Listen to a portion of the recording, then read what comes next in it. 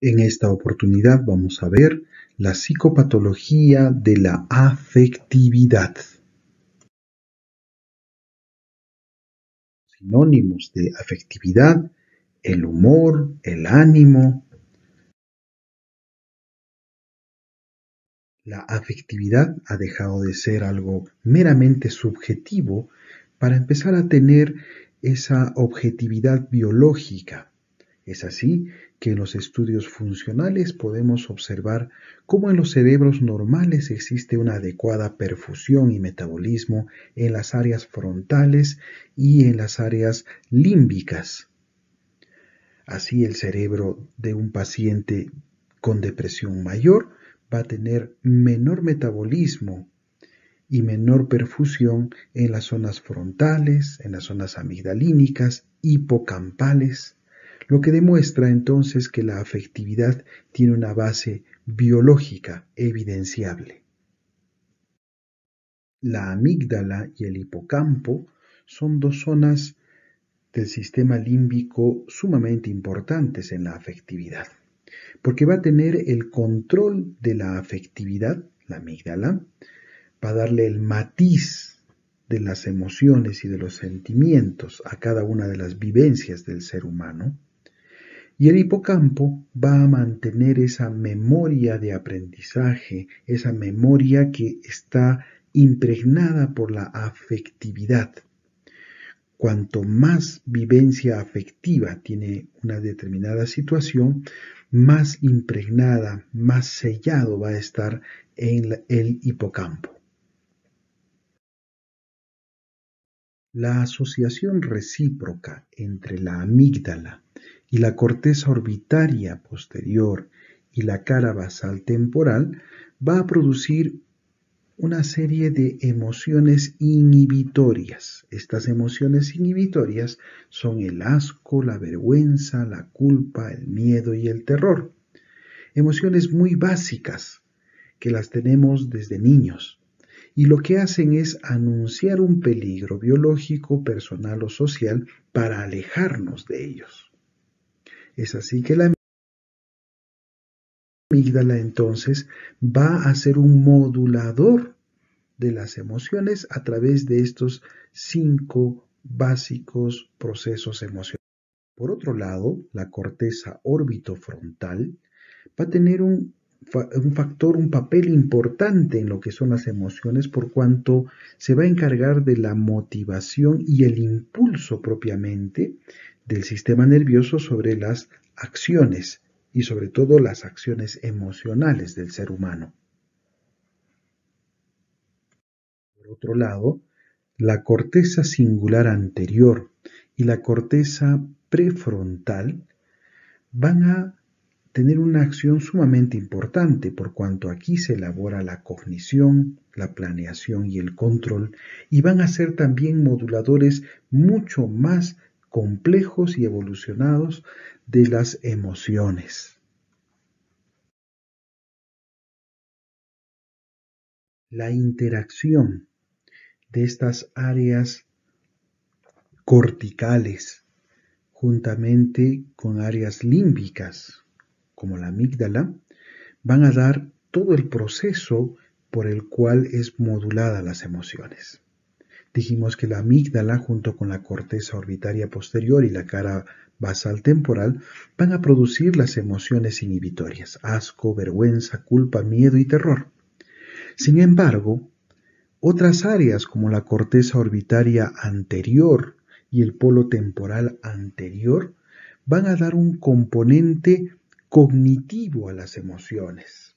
Vale decir que no solamente van a ser expresiones inhibitorias, sino que estas áreas corticales les van a dar una razón de ser a este asco, vergüenza, culpa, miedo y terror. Pero a su vez la corteza dorsal frontal lateral le va a dar el componente cognitivo de valor, y es así que las emociones van a ir convirtiéndose en esos sentimientos que tienen mucha más profundidad emocional que simplemente las emociones. La afectividad es la forma en que el hombre se siente afectado por los diversos acontecimientos de su vida. La satisfacción de o insatisfacción de las necesidades o impulsos instintivo-tendenciales genera esos estados afectivos, placenteros o displacenteros. Dentro de los afectos encontramos estados de ánimo o humor básico, los sentimientos y las emociones. El humor básico o ánimo es el estado más sostenido y menos flexible. Es la forma más estable de la afectividad y la más ligada a los estratos constitucionales y temperamentales. Da la característica afectiva principal de la personalidad. Da la coloración afectiva más perdurable y por lo tanto la más característica de la personalidad a lo largo de toda la existencia. El humor básico es también llamado eutimia, que viene a ser este estado permanente, fluctuante, no es lineal, sino fluctuante, que se nos da a lo largo de la vida, que va a tener ciertos matices de acuerdo a muchos factores, entre ellos, por ejemplo, el clima, ¿no? Algunas personas los días nublados les van a dar un temple un poco más bajo del ánimo y los días soleados podrían tener un temple más alto. Sin embargo, no rebasa el estado anímico basal. En segundo lugar están las emociones. Una emoción es una reacción inmediata a la acción de un estímulo eficiente que puede venir del mundo circundante, como del mundo interior subjetivo. Son complejos afectivos momentáneos, fugaces, de gran intensidad y de exteriorización inmediata y evidente, porque tienen componentes autonómicos intensos, como porque tienden por su naturaleza misma a comunicarse a través del comportamiento motriz.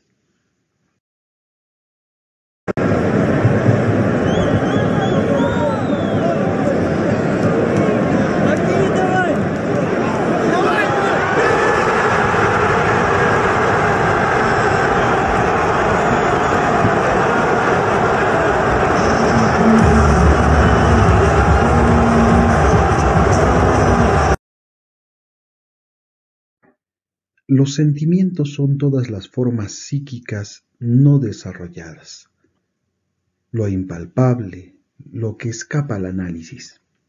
Ocupan un lugar intermedio entre el humor básico y las emociones. Son más estables, no requieren la presencia inmediata del estímulo como la emoción y además sus componentes autonómicos son mínimos. En un solo abrazo, por primera vez María puede sentir a su hija y Nicole logra así vencer ese caprichoso sueño que le impedía ver a su madre.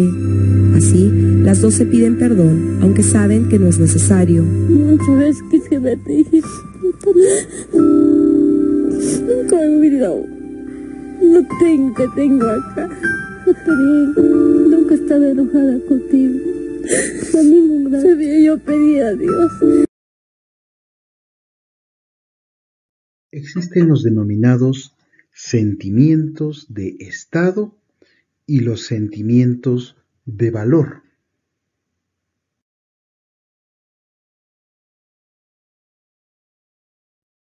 Los sentimientos de estado que se manifiestan como consecuencia espontánea de la afectividad del ser humano, sin que medie ninguna influencia externa, se llaman sentimientos de estado experimentados próximos al cuerpo. Mientras que aquellos sentimientos de estado que están influenciados por factores externos se llaman menos próximos al cuerpo.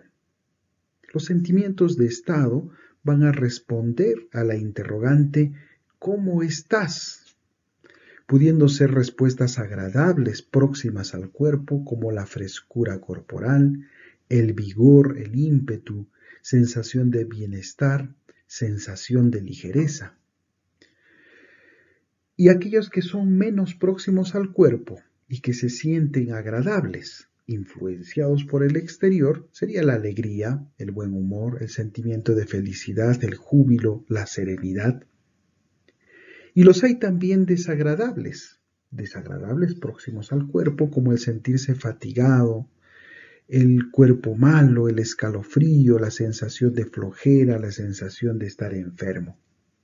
O aquellos que están influenciados por factores externos, menos próximos al cuerpo, desagradables como es la tristeza, la pena, el temor, el miedo, el malestar, el desaliento, el desamparo. En cuanto a los sentimientos de valor, vamos a tener sentimientos del propio valor, sentimientos hacia nosotros mismos y sentimientos de valor ajeno, quiere decir sentimientos hacia la otra persona o hacia determinadas circunstancias.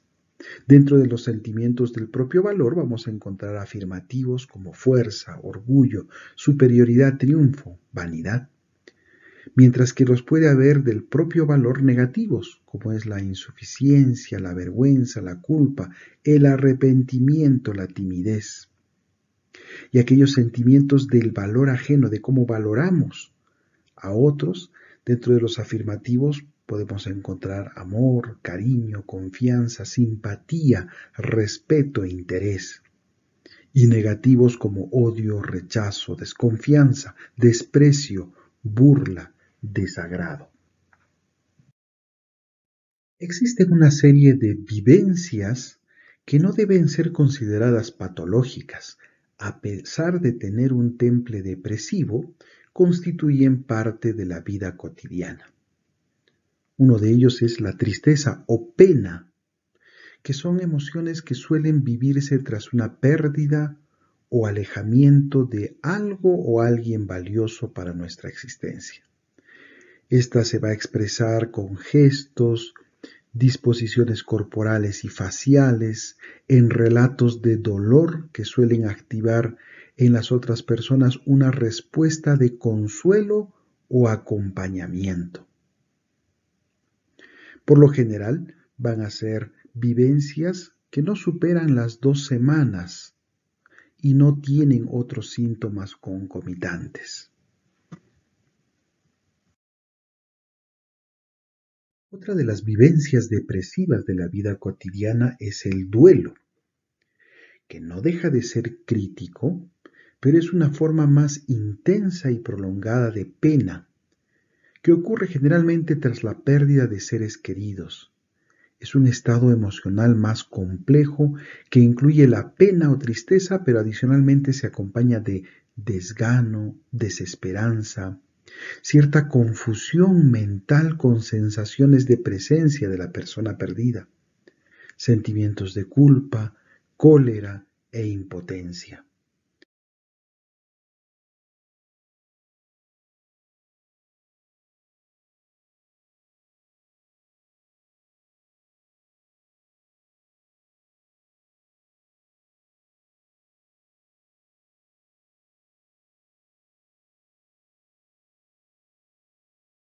La nostalgia es otra vivencia depresiva de la vida cotidiana.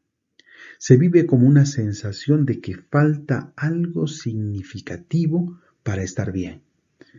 Suele tener diversos evocadores como personas, situaciones, lugares ocurridos o fantaseados del pasado. Se acompaña de recuerdos o fantasías y se expresa y comparte en relatos, expresiones artísticas, generalmente canciones o poemas. La vivencia de soledad o vacío es una forma también de expresión, sobre todo de tipo cultural, que se manifiesta a través de la música o de distintas formas de expresión. También puede existir el decaimiento o el bajoneo. Este consiste en que las personas, con o sin causa aparente, pasan momentos de desgano y baja de energía para realizar actividades que usualmente les motivan. Se vive como cansancio, aburrimiento, indiferencia. Usualmente pasa cuando hay algún estímulo de interés o necesidad proveniente del medio o expresiones de motivación y aliento por las personas del entorno. Otra vivencia depresiva de la vida cotidiana es la actitud pesimista, que se caracteriza por el hábito o tendencia de prestarle más atención a las amenazas que a las oportunidades, o a lo negativo que a lo positivo, y expresar esto de forma continua y diversa en sus entornos.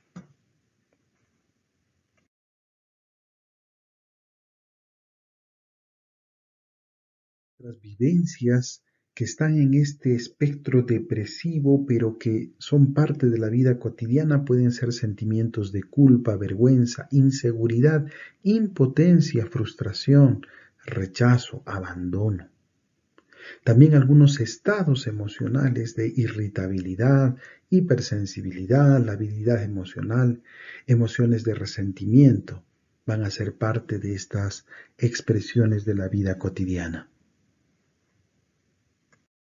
Aquí hemos visto entonces lo que constituye la psicología de la afectividad y aquellos fenómenos, vivencias afectivas cotidianas de la vida diaria de cada uno de nosotros.